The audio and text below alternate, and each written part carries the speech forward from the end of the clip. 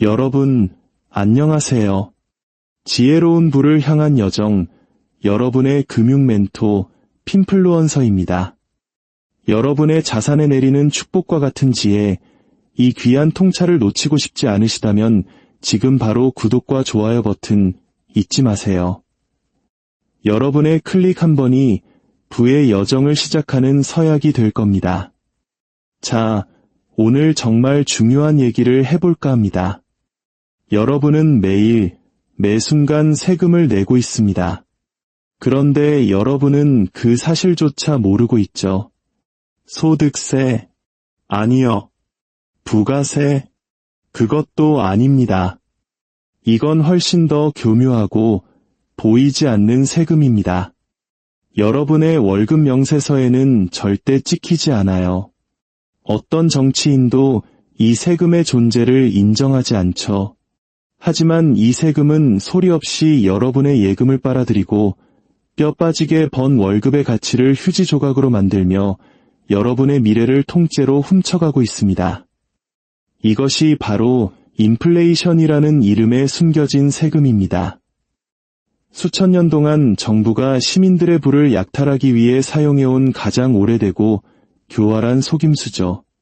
인플레이션은 부를 갉아먹는 조용한 도둑입니다. 여러분의 저축을 먹어치우고 월급의 실질 가치를 떨어뜨리며 그 가치를 평범한 시민들로부터 정부와 이 게임의 룰을 아는 소수의 엘리트, 이른바 금수저들에게 이전시킵니다. 이건 인류가 발명한 가장 편리한 세금 징수 방식이에요. 왜냐고요? 여러분의 동의가 전혀 필요 없거든요. 그리고 여기서부터가 진짜 소름 돋는 진실입니다. 인플레이션은 절대 우연히 발생하는 경제 현상이 아닙니다. 이건 철저히 계산된 선택이자 정부가 대놓고 세금을 올리는 정치적 부담 없이 재정을 확보하기 위해 사용하는 의도적인 도구라는 겁니다. 역사 속으로 들어가 보죠. 고대 로마 제국을 예로 들어볼까요? 로마는 군단병들에게 데나리우스라는 은화로 급여를 지급했습니다. 이 은화는 지중해 전역에서 신뢰받는 화폐였죠. 하지만 계속되는 전쟁은 엄청난 비용을 필요로 했습니다. 이때 황제들은 기가 막힌 꼼수를 발견합니다. 세금을 올리는 대신 주화에 포함된 은의 함량을 몰래 줄이는 것이었죠. 값싼 구리 같은 금속을 섞고 앞면에는 똑같이 카이사르의 얼굴을 새겨넣고는 아무 일도 없다는 듯이 유통시켰습니다. 처음에는 아무도 눈치채지 못했죠. 하지만 시간이 흐르면서 동전은 점점 가벼워지고 얇아지고 은보다는 구리 냄새가 더 많이 나게 되었습니다. 당연히 물가는 폭등했고 화폐에 대한 신뢰는 무너졌습니다. 사람들은 은화를 버리고 물물 교환을 하거나 금을 찾기 시작했죠. 제국의 화폐 가치가 휴지 조각이 된 겁니다. 단 한 줄의 법령도 없이 모든 시민에게 부과된 잔혹한 숨은 세금이었습니다. 결국 로마는 멸망했지만 이 교활한 속임수는 살아남았습니다. 시간을 건너뛰어 1790년대 프랑스 혁명 시대로 가보죠. 재정이 바닥난 혁명 정부는 몰수한 교회 토지를 담보로 아시냐라는 지폐를 마구 찍어냈습니다. 처음에는 혁신처럼 보였죠. 하지만 국가가 돈이 필요할 때마다 인쇄기를 돌리자 지폐의 가치는 곤두박질 쳤습니다. 파리에서는 빵을 달라며 폭동이 일어났고 농부들은 지폐 받기를 거부했습니다. 평범한 가정의 저축은 또다시 공중으로 사라졌죠. 정부는 세금을 올리지 않았습니다. 단지 통화량을 부풀려 지폐를 들고 있던 모든 시민의 주머니를 조용히 털었을 뿐입니다. 그리고 인플레이션 역사상 최악의 사례로 꼽히는 바이마르 공화국, 즉 독일이 있습니다. 1차 세계대전 패배 후 엄청난 전쟁 배상금과 비대 짓눌린 독일 중앙은행은 말 그대로 미친 듯이 돈을 찍어냈습니다. 1923년이 되자 노동자들은 하루에 2번 월급을 받아야 했습니다. 월급의 가치가 시간 단위로 떨어졌기 때문이죠. 주부들은 저녁에 가격이 2배로 뛰기 전에 음식을 사려고 아침부터 상점으로 달려갔습니다. 아이들은 돈다발을 벽돌처럼 쌓아놓고 놀았고 빵 한 덩이 가격이 수십억 마르크에 달했습니다. 한평생 모은 저축이 완벽하게 증발해버린 겁니다. 숨겨진 세금은 이제 노골적인 재산 몰수가 되었습니다. 그런데 더 어두운 진실은 전 세계 정부들이 이 끔찍한 재앙을 지켜보면서 인플레이션은 위험하다가 아니라 인플레이션은 정말 강력한 무기다라는 것을 배웠다는 점입니다. 왜냐하면 인플레이션은 세상에서 가장 정치적으로 편리한 세금이니까요. 정부가 빚을 내고 돈을 쓰고 인쇄기를 돌리면 가치가 떨어진 돈으로 과거의 빚을 갚을 수 있습니다. 이 숨겨진 세금이 정부의 부채 부담을 갉아먹어주는 거죠. 채권자, 즉 돈을 빌려준 사람들과 저축을 한 사람들은 고통받지만 국가는 살아남습니다. 그리고 평범한 사람들은 세금 고지서에 분노하며 거리로 나오지만 서서히 오르는 물가에는 그렇게까지 격렬하게 저항하지 않습니다. 왜냐하면 이 도둑질은 너무나 희미하고 혼란스럽고 누구의 탓인지 지목하기 어렵기 때문이죠. 여러분은 우편함에서 인플레이션 고지서를 받지 않습니다. 단지 월세가 올랐구나, 장바구니 물가가 너무 비싸졌네, 내 월급은 왜 통장을 스쳐 지나갈 뿐일까 하고 느낄 뿐이죠. 이 모든 것이 의도된 설계입니다. 대영 제국도 이 게임의 고수였습니다. 2차례의 세계대전 동안 영국은 막대한 군사비용을 세금과 차입뿐만 아니라 통제된 인플레이션을 통해 조달했습니다. 영란은행이 돈을 찍어내자 물가는 서서히 올랐고 평범한 시민들은 조용히 그 비용을 떠안았습니다. 전쟁이 끝난 후 정치인들은 승리를 자축했지만 가계 저축을 한 사람들은 자신들의 파운드화가 예전보다 훨씬 적은 것밖에 살 수 없다는 사실을 깨달았습니다.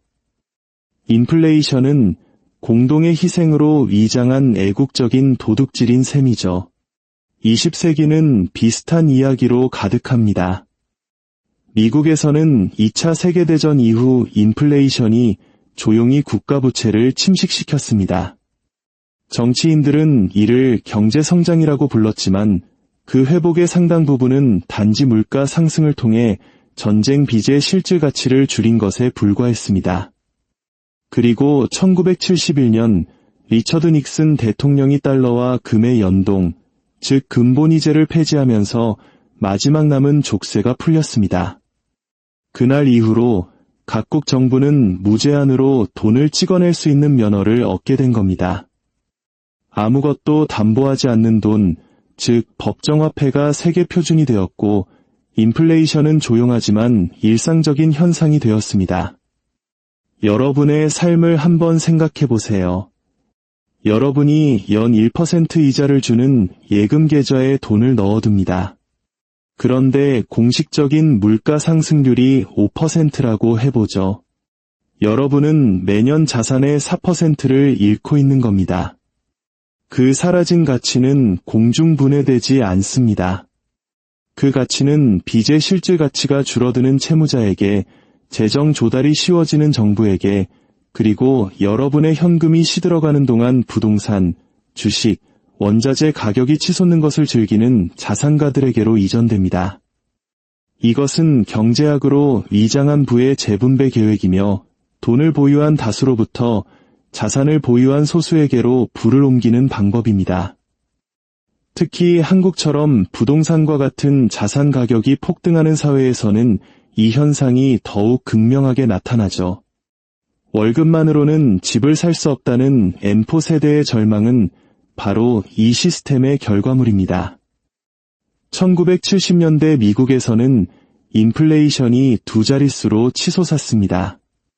사람들은 저축의 가치가 녹아내리는 것을 목격했고 주택담보대출 금리는 폭등했으며 노동자들은 임금 인상을 요구하며 거리로 나왔습니다. 이 숨겨진 세금이 너무나 명백해지자 당시 연준 의장이었던 폴 볼커는 금리를 거의 20%까지 올리는 극약 처방을 통해 인플레이션을 때려잡아야 했습니다. 수많은 기업이 파산하고 실업자가 속출했죠. 하지만 더 깊은 교훈은 남았습니다. 인플레이션의 대가는 언제나 평범한 사람들이 치른다는 것입니다. 정부는 인플레이션을 사랑합니다. 은밀한 무기니까요. 하지만 동시에 두려워하기도 합니다. 숨겨진 세금이 너무 커지면 대중이 눈치채기 때문이죠. 그래서 그들은 끊임없이 인플레이션을 축소하고 통계를 마사지하며 계산 공식을 바꿉니다. 한번 스스로에게 물어보세요. 10년 동안 내 점심값은 2배가 올랐는데 공식 물가 상승률은 매년 2%라고 발표된다면 그 거짓말로 이득을 보는 사람은 누구일까요? 가장 최근의 충격적인 사례는 2008년 글로벌 금융위기 때였습니다. 금융 시스템이 붕괴하자 각국 정부는 수조 달러를 찍어내 은행들을 구제했습니다. 그들은 이것을 양적 완화라는 멋진 이름으로 불렀죠. 월스트리트에게는 구원이었지만 평범한 저축가들에게는 약탈이었습니다. 그 돈이 어디로 갔을까요? 바로 자산시장으로 흘러 들어갔습니다. 주식, 부동산, 명품 가격은 폭등했지만 월급은 제자리 걸음이었죠. 소비자 물가에서는 당장 나타나지 않았지만 자산 인플레이션이 폭발한 겁니다. 서울의 아파트값이 2배, 3배로 뛰고 주식시장은 화랑을 맞았습니다. 부의 격차는 상상 이상으로 벌어졌죠. 숨겨진 세금은 형태를 바꿨지만 돈의 가치를 떨어뜨리고 저축한 사람을 벌하며 빚을 낸 사람과 엘리트에게 보상하는 그 속임수는 똑같았습니다. 그리고 2020년 팬데믹이 닥쳤습니다. 정부는 훨씬 더 큰 규모로 돈을 찍어냈습니다. 재난지원금, 기업 구제 금융 등 모든 것이 허공에서 만들어낸 디지털 화폐로 조달되었죠. 잠시 동안은 공짜 돈이 생기는 마법처럼 느껴졌습니다. 하지만 세상에 공짜 점심은 없습니다.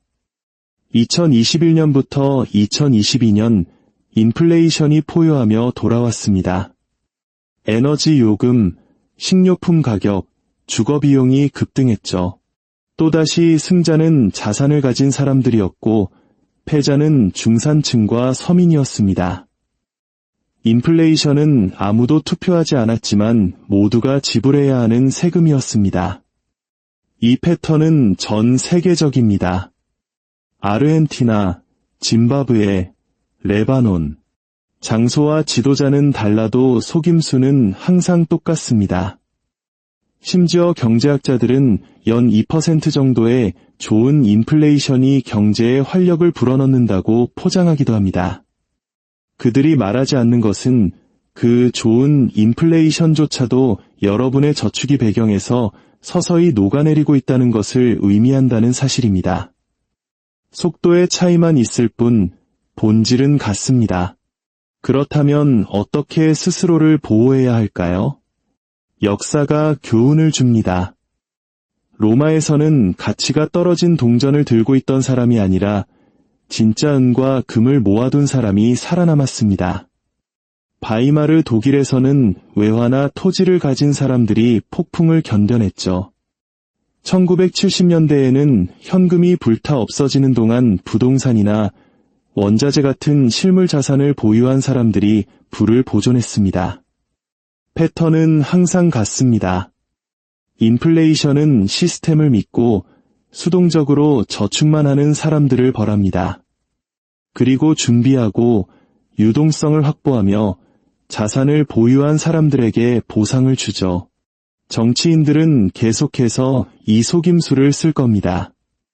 대놓고 세금을 올리는 것은 정치적으로 불가능에 가깝기 때문이죠. 어떤 정치인도 유권자에게 당신의 월급에서 더 많은 돈을 가져가겠습니다. 라고 말하고 싶어 하지 않습니다. 인플레이션이 조용히 그 일을 대신하게 두는 것이 훨씬 쉽습니다. 그들은 인플레이션이 일시적이라고 말할 겁니다. 통제되고 있다고 주장할 겁니다. 측정 방식을 바꾸고 양적 완화나 현대통화이론 같은 새로운 단어를 발명해서 이것이 기술적인 문제인 것처럼 보이게 할 겁니다. 하지만 결국 현실은 변하지 않습니다. 인플레이션은 세금입니다. 인류 역사상 가장 오래되고 가장 효과적이며 가장 불공평한 세금입니다. 그러니 다음에 물가가 오르는데 정치인들이 어깨를 으쓱하며 모른 척하거든 기억하십시오. 그건 사고가 아닙니다. 미스터리도 아닙니다. 그것은 정책이며 그 대가는 바로 당신이 치르고 있는 것입니다. 오늘 이야기가 새로운 관점을 제시했다면 저희 채널을 구독해주세요. 미래의 해답은 미래에 숨겨져 있는 것이 아니라 과거의 역사 속에 모두 기록되어 있습니다.